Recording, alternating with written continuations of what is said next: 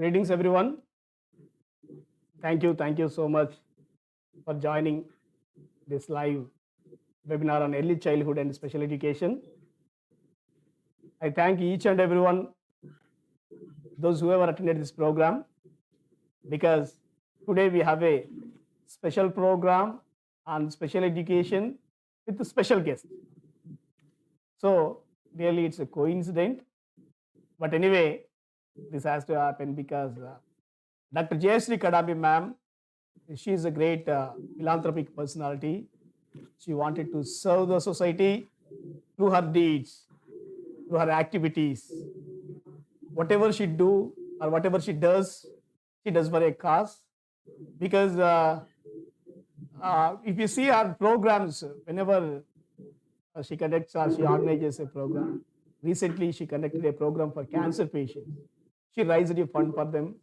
That was really a touching program. So not only that, she frequently organizes such type of charity programs. Even one program is being conducted by her in Khammam district also for orphans children. So it may be her mindset or it may be thinking, because her profession also involves in service, because she serves special children with special abilities, or it may be disabilities, but whatever it may be, it is a blessing for the children who are being taught by Dr. Jayashree ma'am, because she is so much passionate about children. So she never ever miss any opportunity to serve such beautiful kids. So we have Dr. Jayashree Kadambee ma'am, who's from New Jersey, and now currently she is staying in Chennai. So we have a special guest to speak about special education and all these. Anyway, before that, we ask Her Excellency to speak about few words about herself, then move on to program. Ma'am, over to you, please. Good evening, good morning, good afternoon to everybody across the globe, wherever you're watching this program from. First of all, I extend my heartfelt gratitude to all the audience who are joining here this evening in this wonderful session. And I can never fail to express my humble and heartfelt gratitude to Dr. Raja Rao sir. I have been a part of this family for quite some time. As he said, we are closely associated, working on several causes. So today I have this opportunity to share my thoughts on early childhood and special education, as in how we are going to identify children with special needs at an early stage itself. I am Dr. Jayashree Kadambee. I work as a special educator, currently working at Sankal, the open school, which is situated in Chennai, Tamil Nadu. Actually, I should say, more than me teaching, Dr. Raja Rao said, I am teaching children. No, actually, children teach me a lot. They have got me to this level. So I'm so humbled to be in this profession and learn more every day from the children. Children are my, as he said, yes, I'm very, when I see children, I'm so joyful. I'm passionate about children. I love to work with children. So that's about me. I don't want to talk too much about me myself. So I'll just go to the topic now. So can I share the screens, Doctor?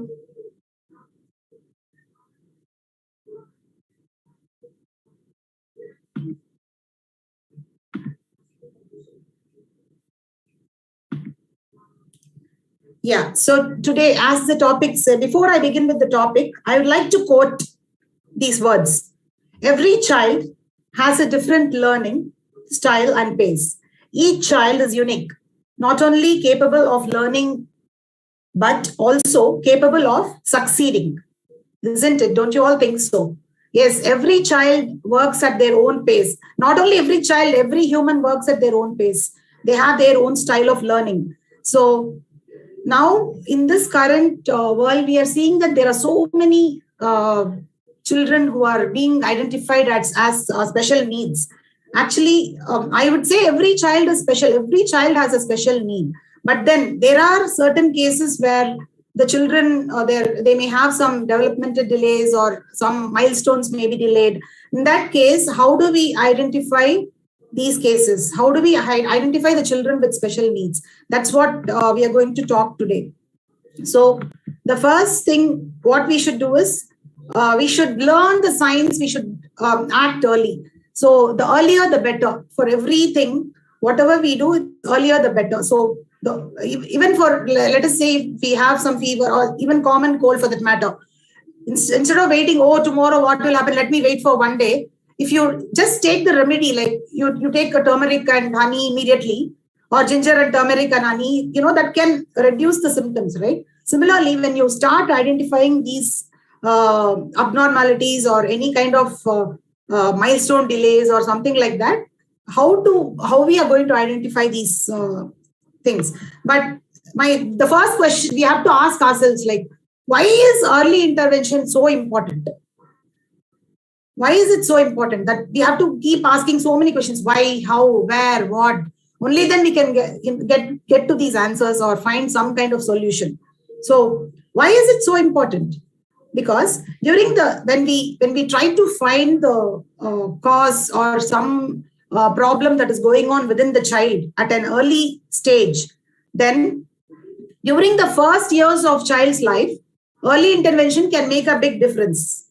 So they can, when we step up early, so we can work on the child very smoothly, in a better way, because we have more control and we can mold the child, because at that early age, the child is like a clay. So we can mold in a way that we want them to be the future for their benefit and for their smooth way of growing as an adult or in the adolescent stages.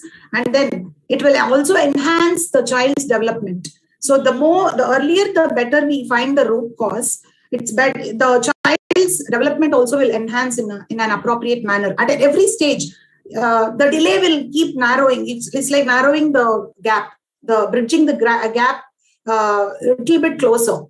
So, but one thing we should remember, that these are all conditions. It's not a disease. They're all different kinds of disorders that may not have complete. It's not like you take a Crocin and the fever is gone. It's not like that. So you keep continuing the remedial methods or some kind of therapies if required. Then only the best thing that we can do is we can narrow the gap and make the child get to the higher level in a better way. And then help answer question about child's development. So as and when the child is growing at every developmental stage, we can be able to answer those questions that come up on our mind. The earlier, the better, because we can, at the age of 3, what the child should be doing. At the age of 4, this is the particular. At the age of 3, they'll just begin to explore. They'll explore their surroundings and see that, oh, okay, there are some more people around me.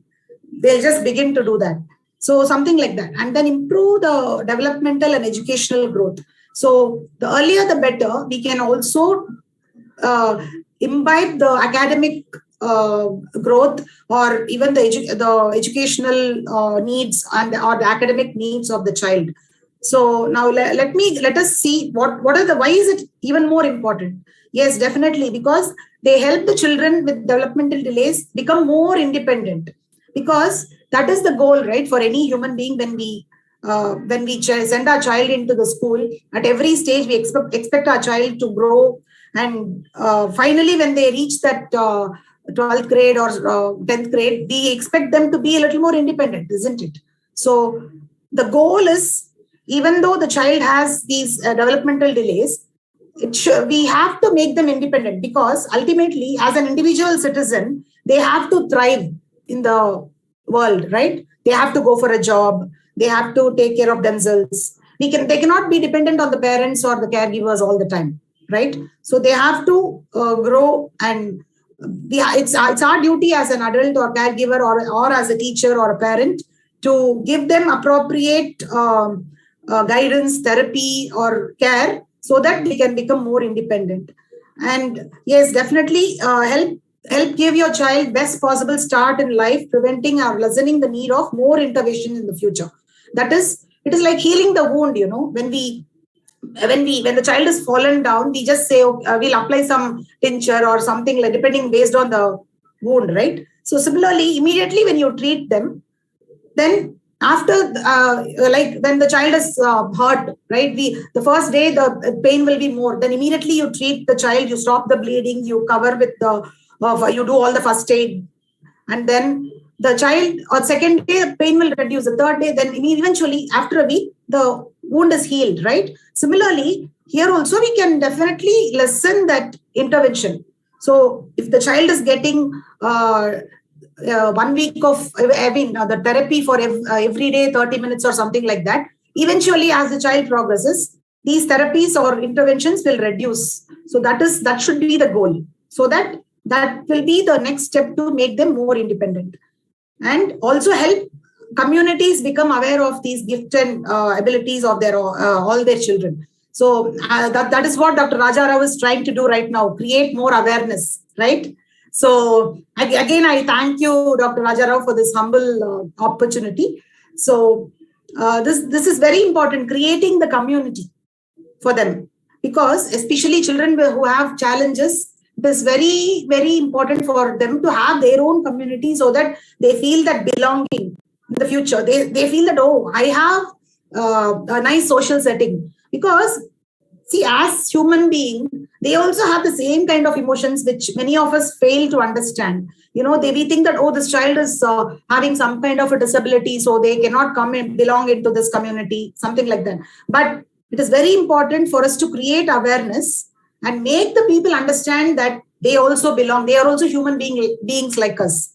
So involve them. That is called as inclusion. Include them in every aspect as much as possible.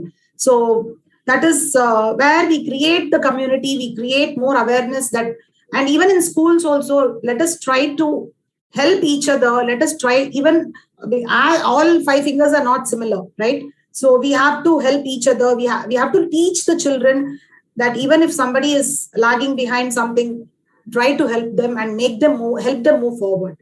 So now we understood, we tried to analyze why is it important to identify the special needs at the early stage, right? Why is early intervention important? Now, this is a very important part of this discussion. How can parents identify? Because parents are the one who are dealing with the child most of the time, right? The child spends at a school or a care center probably for 6 hours a day. So how can parents identify the children with special needs? What do you think? Anybody wants to answer? Anybody wants to? I see only one participant on the Zoom here. So, but I feel that parents must ask a few questions about their own child. It's like self-reviewing, because parents are the ultimate, the best judges of their child. They can only know, none other than parents will know about the child better. So there are a few questions that I feel the parents must ask or do certain things before even analyzing or judging that, oh, this is the problem with my child, right? So the first thing is, did my child start to talk more than 4 to 6 months later than other children of their age? So the first thing that the parents should do is, like, if they find, normally what happens is these kind of disabilities until 3 years or 2.5 years old, where the child goes to a pre-care center, babies care centers, or somewhere in a social setting, right? At 3, their parents begin to normally send their children play school or something like that. So in that age, if you find that there are some developmental delays, or if you feel that the child is not able to perform simple tasks like the other children of their age, so that is when you begin to ask these questions. The first question is, did my child start to talk more than 4 to 6 months later than the other children of their age? And then keep observing, have a logbook or something like that, and note down the observations every day.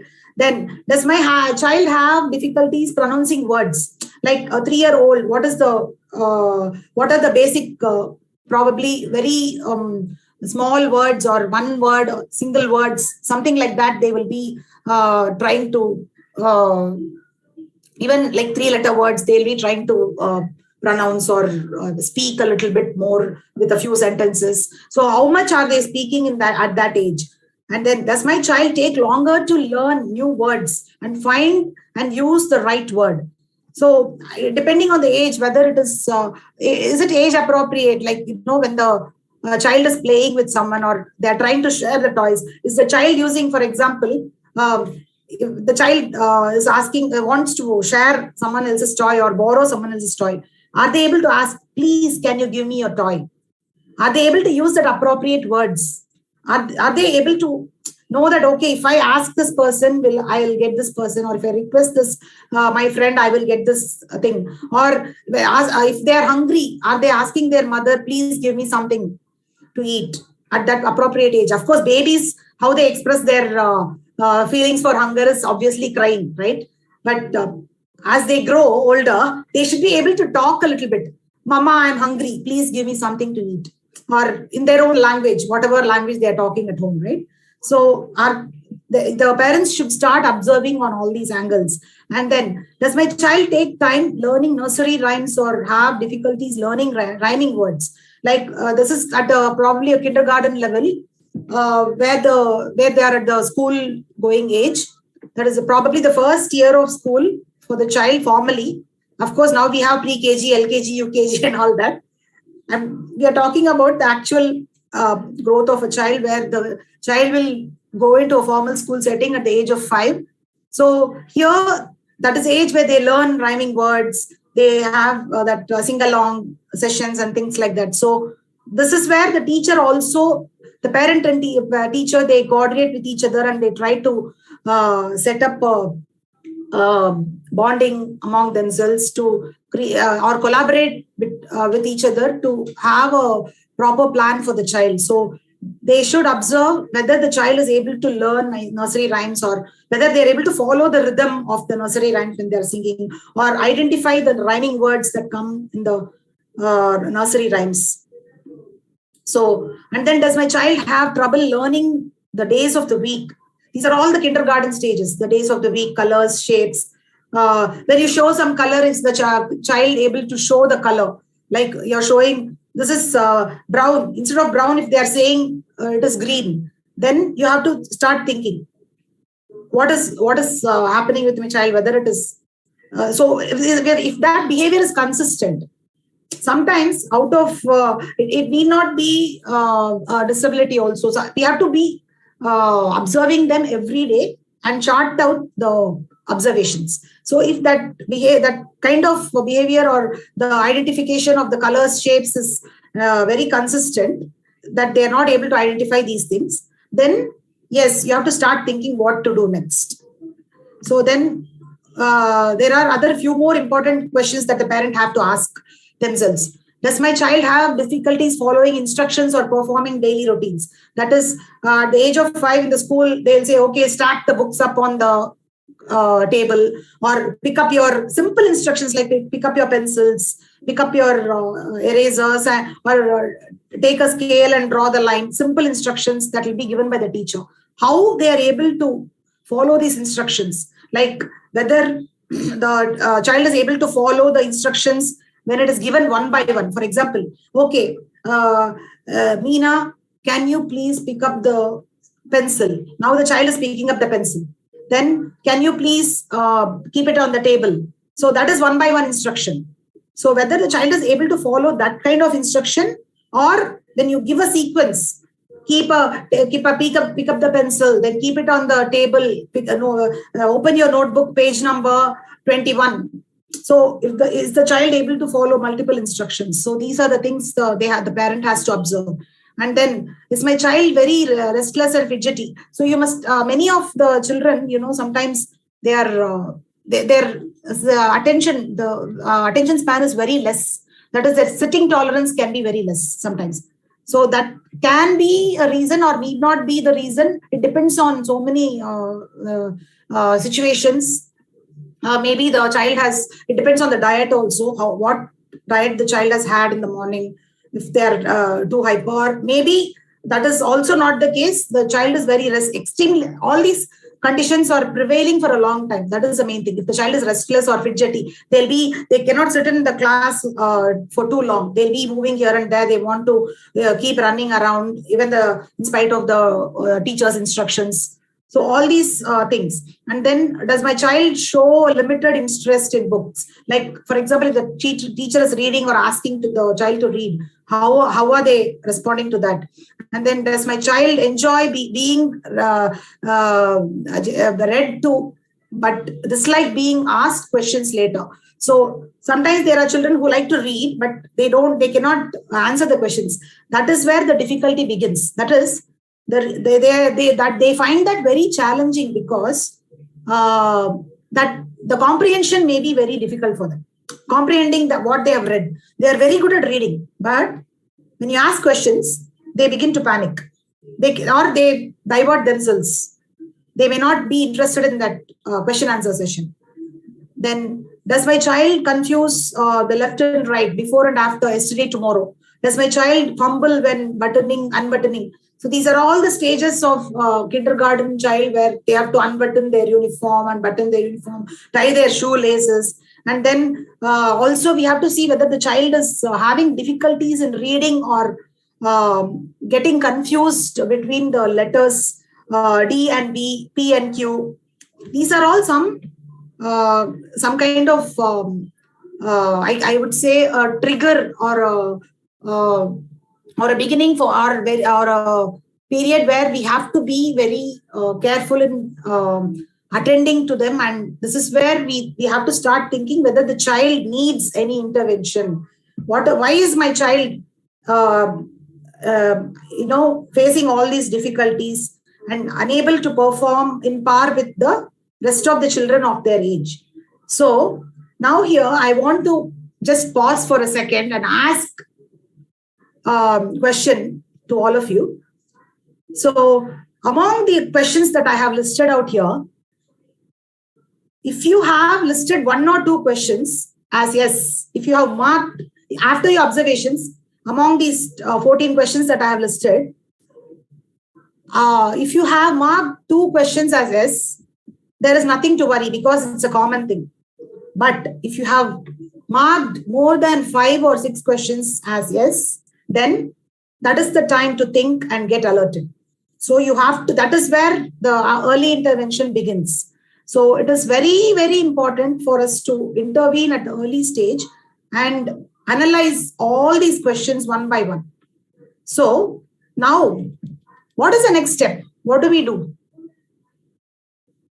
This is the question that I would like to put in front of all of you, the teachers, parents, whoever are watching here today. What do we do next? We have so many questions on our mind, right? What do we do next? Rajarao sir, any idea?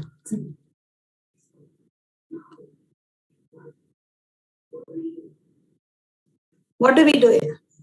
Following you, Excellency. Yeah, okay. So what do we do next is the biggest question, right? We have so many questions. How do we find the solution to all this, right? So the first thing I would say is, parents, you're the best advocate. So first, begin to educate yourself in whichever part of the world you are. There are laws for Special Education Act that have been listed out today in 2021. So wherever, whichever part of the world you are, just try to educate yourself on all these questions before even going out and approaching some external sources.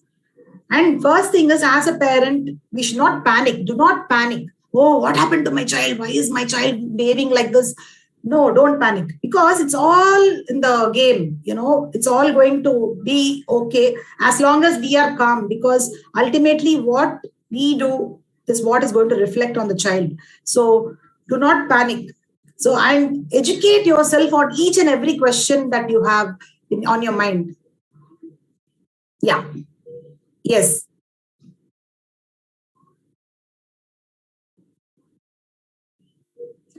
Yes. Yeah. Thank you so much, doctor. See, actually, these kind of changes can happen anywhere from 2.5 years to 3 years, basic milestone delays, like for example, or even the child can begin to walk a little late also. Instead of walking at 11 months or 1 year, the child can even take more time to walk.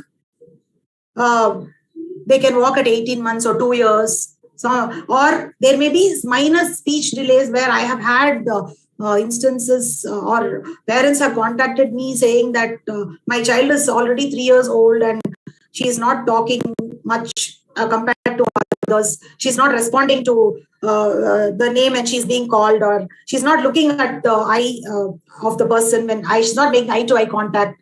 All these things can happen between 2 to 3 years old when the basic milestones, right? Like walking, jumping. So what does the 3-year-old do? They jump, they go and come on. When you go to the park, they slide down. These are all the basic things, right? So if these kind of behaviors are consistent, that is when the parents should get alerted. It is not that, oh, one day my child is not playing or my child is not performing this action. And that's okay. Here, one thing you have clarified very well.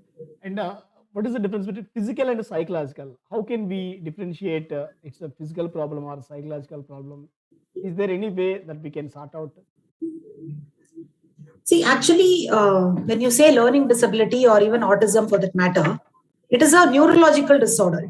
It need not be just physical. Physical handicap you can easily identify. When a person is really handicapped, right? Like they may be, their walking pattern may be different, or when you say physical challenges, it involves visual, right? You can easily identify that this person has a visual challenge, or they may be handicapped with one hand, or these are all physical challenges. But when you talk about physical and psychological, that is called as more of a neurological disorder, where you will see all these milestone delays, where sometimes the child will be very afraid of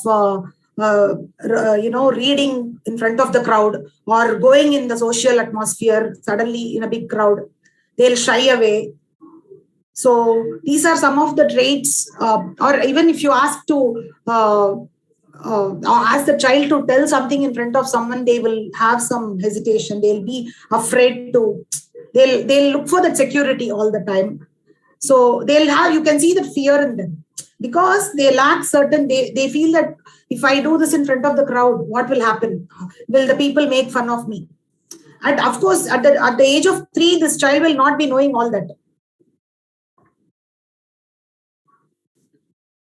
It can be both ways. It can be genetic, or it can be due to some other issues also. Sometimes the child would have had accident that they call this as traumatic brain injury. So because of that also, these delays can be caused. So it is not just genetic always. There are so many reasons, and due to poverty, due to the atmosphere that they are they are brought up in. Like if the parents are always in a very heavy atmosphere, the child that reflects on the child. So it depends. You can see the instances in many villages or where there is a lot of poverty, right? All over the world. We have, been fighting for that also. You have had this STG meetings quite some time, right? So you already know all those issues. So all these, situations, the environment, the poverty, if they are homeless, if they have had, that's what it will take some time. It depends on what, if it is if the child has been homeless or been abused by, somebody, some adults or some parents, or depends on that, right? So at what time they are being identified. Of course, when there is early intervention, when the parents are identifying these milestone delays at the early age, those things can be, as I said, it's not a cure. The bridge can be narrowed, the gap can be narrowed to make it more stronger for them when they grow as an adult, or when they come to that age where they have to work independently and things like that. But when there are so many cases like traumatic brain injury, and where the person would have had sudden accident and the brain would have caused a lot of damage, and the trauma will be there. So those things. And then there are other homely atmospheres where the child would have had a lot of trauma, because of which I have seen so many children who have been homeless or been abused, and they come to school orphanages or schools where they are being educated. So it is very sad to see their background, the traumatic experiences that they've had. It takes time for them to even adjust, because they feel that themselves to be very insecure. So first thing is we have to give them security. Like, okay, I'm always there. We are going to give you a lot of love and care. So all of them need a lot of love and care. Only then we can go to the next step. Like, there are the 5 basic things, These are the 5 basic things that has to be addressed to anybody. That is food, shelter, clothing, then the atmosphere. These are the main things.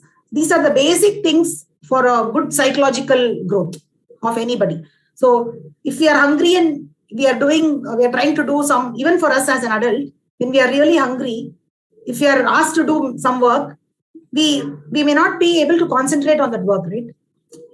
So imagine a child or children who are always brought up under poverty, or they don't have basic things to do. Then if you ask them to say, oh, I'm going to pay you the money for the national championship, I'll train you, then is it possible? No. So you first give the basic things, then go to the next step.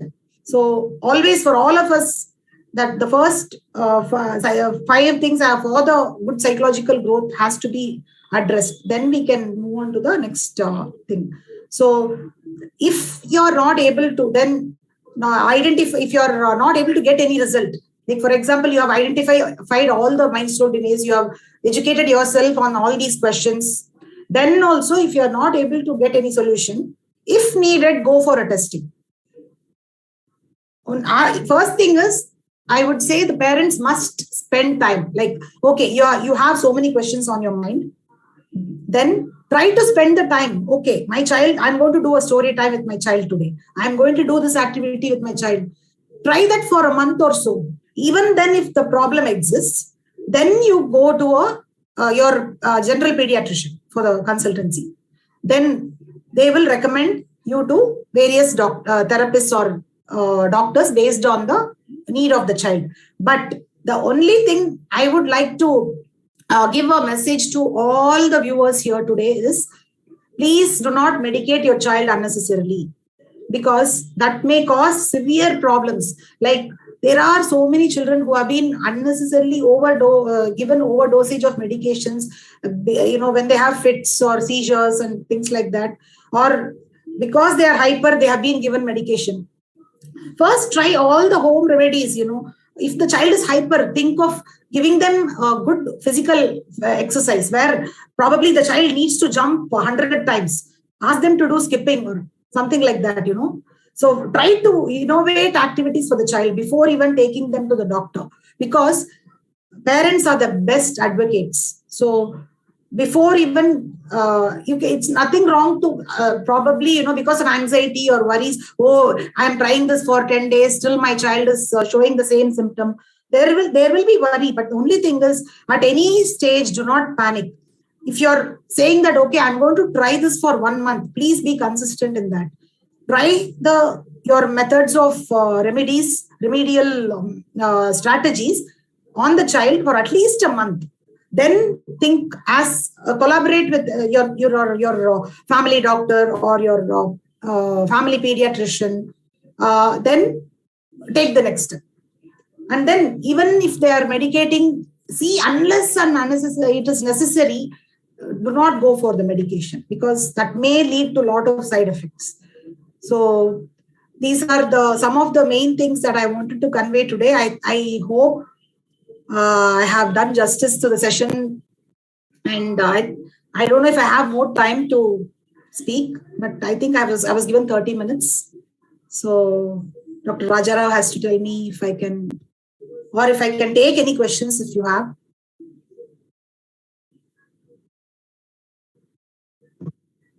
Hi, Jayashree. Good evening. Hey, hi, Jayalalitha. How are you? Jayalalitha, I'm good. How are you? I'm fine, thank you. And congratulations. Thank you. All right. And we being the educators, always, our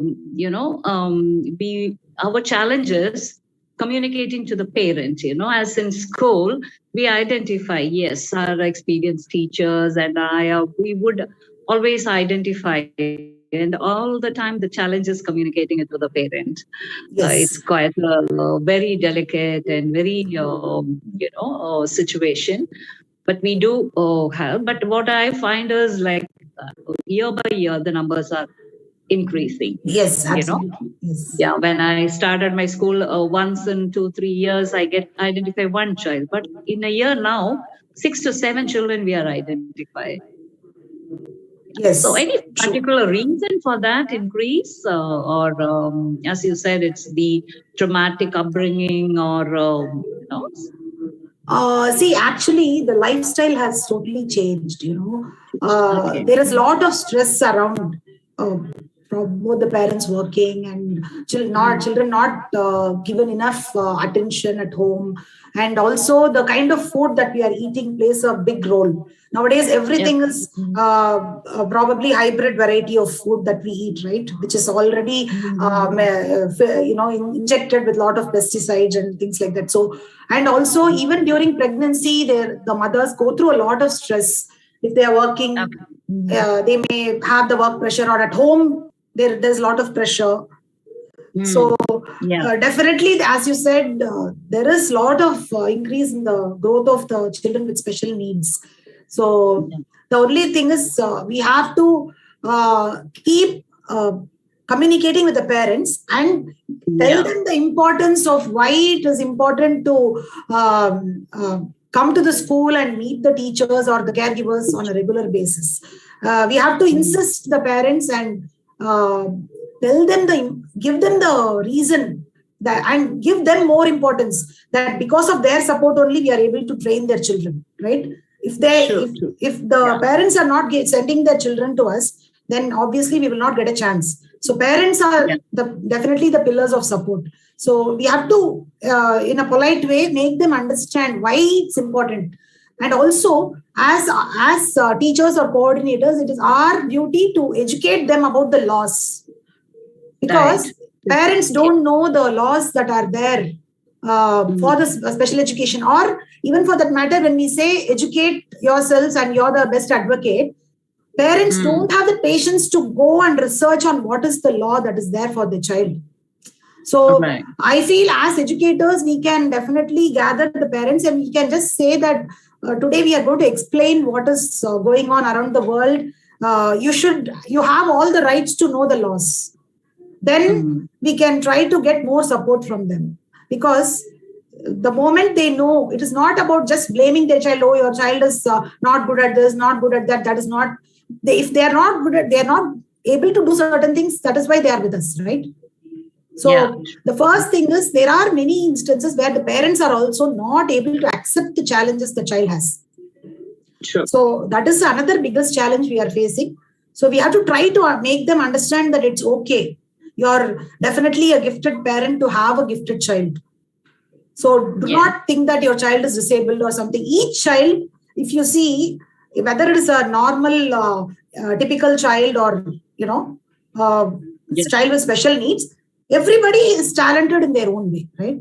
So I think parents can definitely play an important role in identifying what is it that the child can do better, even though the child is not able to do these things. So, and then the moment the parent knows that, oh, these are the facilities that my child can, have in the future when they go to school, then they'll be more courageous enough or more confident to take the next step. So I think that's what I want to share. You also please share your thoughts on this if you have any. What I do in my school, if there are any person watching this program has such question, what I do is, like in the beginning of the academic year itself, I'll have a parent orientation program where I talk about this parent, not particularly to the parent, as a general. For all the parents, I'll conduct a session on the awareness of the challenges. Okay, so, and then I'll give, and I'll, in that I mention it is not a disease, where you can cure it with the, 3-door antibiotic or with the putty, you cannot cure it like that. Yes. So this is not a disease. This is a behavioral challenge which Yes. can be overcome, or as you said, the bridge, it could be bridged. The gap could be narrowed Yes. by a series of exercises. Exactly. And there is nothing to worry, but not to take it easy also.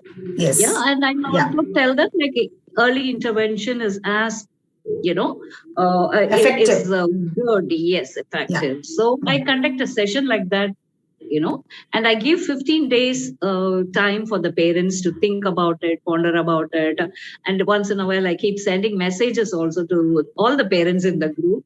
And then particular parent, I'll call them to school and I talk to them and guide them to meet their pediatrician. That's how I handle. So this way has helped me a lot, the trauma of the parent. Yeah, we can, from their point of view, we will also, we have to think how it is difficult to, accept. Yes. Yeah, And so also one more thing I would like to share is I think all the educators or all the special educators across the world have to gather and think of strategies, sharing each other's strategies. That will also help a lot. Yeah, true. I think that is very important because meeting all the educators together and having a seminar, experts coming and so those things should happen because you should train the trainers, right? So that is very important. Frequent training of the trainers is very, very essential because it is not only in the IT sector or in another field where you need to upgrade yourselves, but every job that we do, we need upgrades. So so we have to know what are the latest strategies available nowadays. Assistive technology is very prominent. So usage of the assistive technologies like iPad to Avas and all is there, right? Those kind of apps. So how teachers can implement, and of course it should be budget friendly also depending on the school. NGOs can come forward. I know you and I are also part of Rotary, so and Dr. Raja Rao is doing an amazing job. So I can never fail to express that every time I come in any of his sessions. So it's been I think all the NGOs or volunteering organizations, they should come together and also support in the best way possible, mainly to create awareness and also create awareness on the laws that are available for these children. That is very important. The more you get out these informations to the parents, the reach will be good. And I think slowly we can definitely make a change. So let us be the change to make the change. Sure. That's good. Thanks for inviting me. Thank you, Jayalalitha, for joining. It's a pleasure after a long time. My pleasure. So thank you so much. Thank you, Dr. Raja. Yes, thank you. Yeah, Dr. Raja. Thank you, Doctor, for hosting such a very beneficial program. Thank you so much. Thank you, Excellency. Thank you so much. Really, it's a splendid program. And without seeing Jayalalitha Martin ma'am. Unfortunately, I'm sick and I'm in bed, so I'm not. But we can sense. Maybe I will. I will be in touch, and I will take your contact from Jayashree, and I will be in touch. Yeah, sure. Thank you. I can sense your good heart, kind heart, ma'am. You are so kind heart because your conversation is speaking about the compassion towards the people, compassion towards the vulnerable. I'm thinking that you are both are in same boat. I hope so. Yes. And people like I and Jayashree, we have loads. We both have loads of passion for children. Yes. We have taught people at various age levels and decided to work with the children. Thank you. So I should appreciate Jayashree also. Yeah, thank you, Jaya, for being there today. It's a great honor to have you today. Actually, so many people are asking about Zoom link, ma'am, but we are not providing because these days we don't know why, but spammers are joining. If we share the Zoom link, all spammers are joining and they are doing some nasty things in the live session. So that's why we are not sharing the Zoom link. But anyway, we can reach many people in coming days. No problem for that because we are going live on YouTube. People whoever want to watch, they can watch. But soon, within months, it can be viewed by thousands in coming days in future. You see, it will reach millions. The day will come. And I also hope Dr. Jayashree ma'am We need your services because Oh, definitely. we are studying about the special needs for children because it's really heart touching. You have to conduct at least one session every month because Definitely, sir. It's my honor. we'll It's a great honor today. You're expressing this. I Yes, think you made my we'll day have today. a Jayashree Kadambee ma'am talk show, and Definitely. we need one show at least in a month. And we also request you, please recommend your friends or people who are responsible or who can raise their voice towards the social issues, ma'am. So Definitely, we definitely. need such people because they come and speak, people will listen to them because Definitely. the world is devastated by pandemic and now it is going to be devastated by world war. So it Oh, is our yeah. responsibility to show them, to show or to throw some light on these issues. So once again, thank you, ma'am. Thank you so much. Jayalata Martin, ma'am, really, once again, Yeah. it's an honor to have your wonderful presence. Pleasure, on our my show. pleasure. Wish you all the best for all the year. All the best.